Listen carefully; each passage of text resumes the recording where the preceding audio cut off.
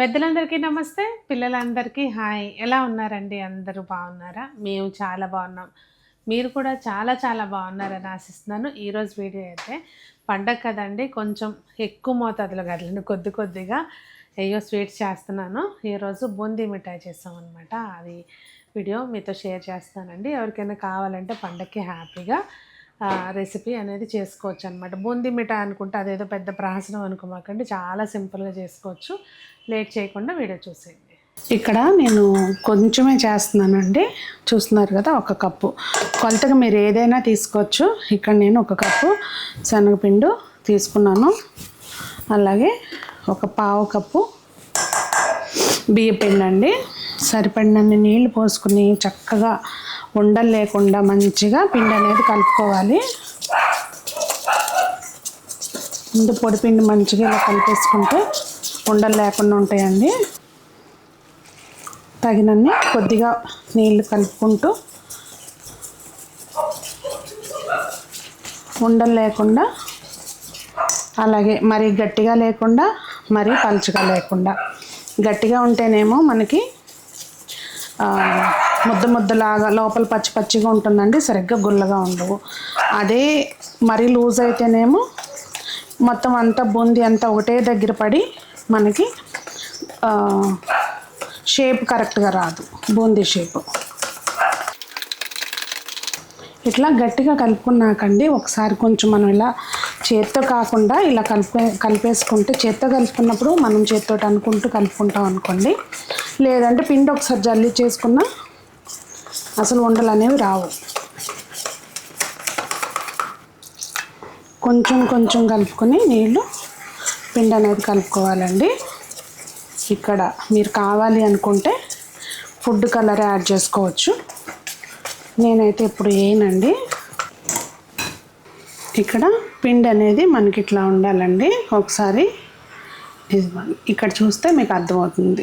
గరిటెకి ఒకవేళ మనం ఏదన్నా గరిటె ఇట్లా డిప్ చేసామనుకోండి, గరిటె కనిపించుకోకుండా దానికి ఒక థిక్ కోటింగ్ లాగా ఉండేటట్టుగా పిండి ఉండాలి.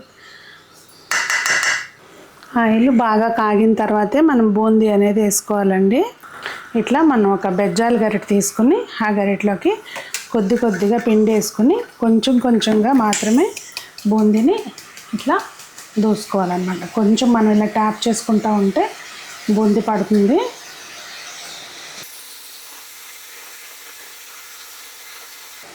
పిండి కొంచెం పలచగా అయిందండి. మధ్యలో మొత్తం ఫిల్ అయ్యేదాకా వేసుకోవాలి.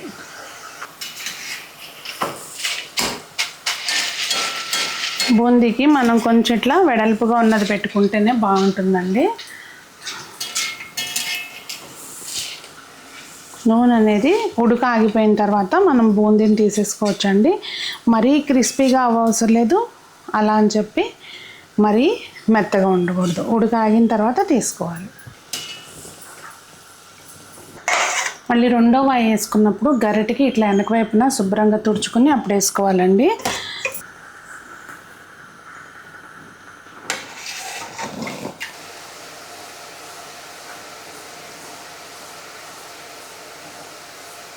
ఇక్కడ పాకం కోసం మనం ఏ కప్పుతోటి అయితే శనగపిండి తీసుకున్నామో అదే కప్పుతోటి కప్పు బెల్లం వేసుకోవాలండి.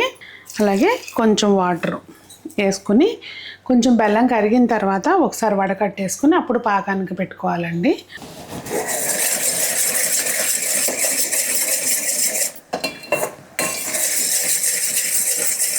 కొంచెం పాకం ఇట్లా మనకి నురుగు వస్తున్నప్పుడు కొద్దిగా నీళ్ళలో వేసి చెక్ చేసుకుంటే ఉండ పాకం రావాలండి. మనకి ఇంకొంచెం టైం ఉంది. పాకం వచ్చేసింది అనిపిస్తుందండి చూడడానికైతే. గ్యాస్ ఒకసారి సిమ్లో పెట్టేసుకుందాము.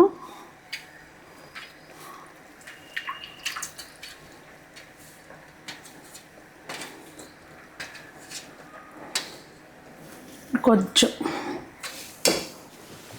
వెంటనే చెక్ చేసుకోవాలండి.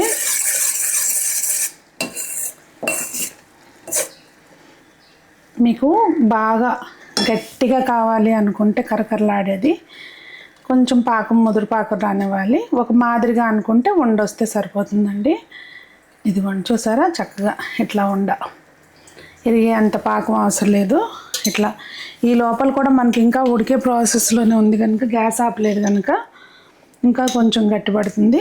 కొద్దిగా యాలకుల పొడి, ఒక చిటికెడు వంట సోడా అండి వేస్తే ఏంటంటే చూసారా మనకి వంట సోడా వేయగానే ఇట్లా నొరగ అనేది బాగా వస్తుంది అనమాట. సో బాగా పొంగుతుంది, చాలా బాగుంటుంది. కొంచెం మనం రెడీ చేసుకునే బూందీ అంతా వేసేసుకుని మంచిగా కలుపుకోవాలి. గ్యాస్ మీదే ఉంచేసుకోవాలండి.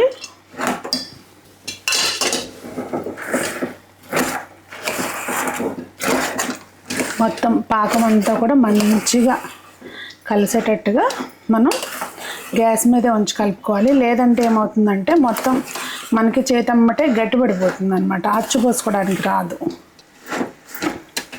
ఫుడ్ కలర్ వేసుకుంటే కనుక ఇంకా డార్క్గా వస్తుందండి. అలాగే బెల్లం కూడా డార్క్ కలర్ బెల్లం వాడితే కనుక ఇంకా మంచి కలర్ వస్తుంది. ఇందులో కొంచెం జీడిపప్పు పలుకులు కూడా వేసుకుంటే బాగుంటుందండి. నేను మధ్యలో హడావుడిలో వేయలేదు, కానీ జీడిపప్పు పలుకులు వేసుకుంటే చాలా బాగుంటుంది, మనకు అక్కడక్కడ తగులుతూ. ఇంకా అంతే అండి, చూసారా మొత్తం అంతా మంచి కలిసిపోయింది కదా. ఇంక ఇప్పుడు గ్యాస్ ఆఫ్ చేసి మనం ఆల్రెడీ ముందుగానే చక్కగా ఆయిల్ కానీ నెయ్యి కానీ రాసి పెట్టుకుని ఒక ప్లేట్ కానీ ఏదైనా ఫ్లాట్గా ఉండేది సిద్ధంగా చేసి పెట్టుకోవాలి.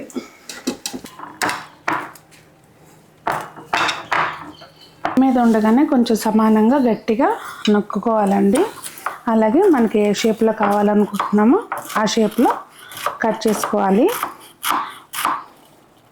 ఇది బెల్లం ఎందుకనో అంత బాగాలేదు, సో పాకం కొంచెం తేడాగా వచ్చింది.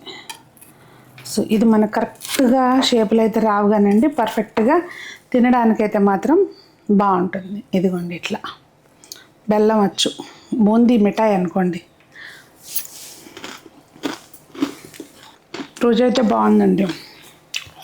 చూసారు కదా, నేను కొంచెం వేడి మీద ప్రాపర్ కట్ చేసేసుకుంటే మనకి ముక్కలు అనేవి మంచిగా వస్తాయి. నేను సరిగ్గా కట్ చేయలేదు వేడి మీద. ఇంకొకటి నేను అబ్జర్వ్ చేసింది ఏంటంటే, ఇట్లా గాజు బౌల్లో వేసుకునే కంటే పళ్ళల్లో అయితే కనుక పర్ఫెక్ట్గా వస్తుంది అనిపించింది నాకు. తొందరగా ఆరిపోతుంది కదా గాజు బౌల్లో, సో నాకు అట్లా అనిపించింది. సో మీరు చేసుకునేటప్పుడు అయితే మాత్రం ప్లేట్లోకి వేసుకోండి.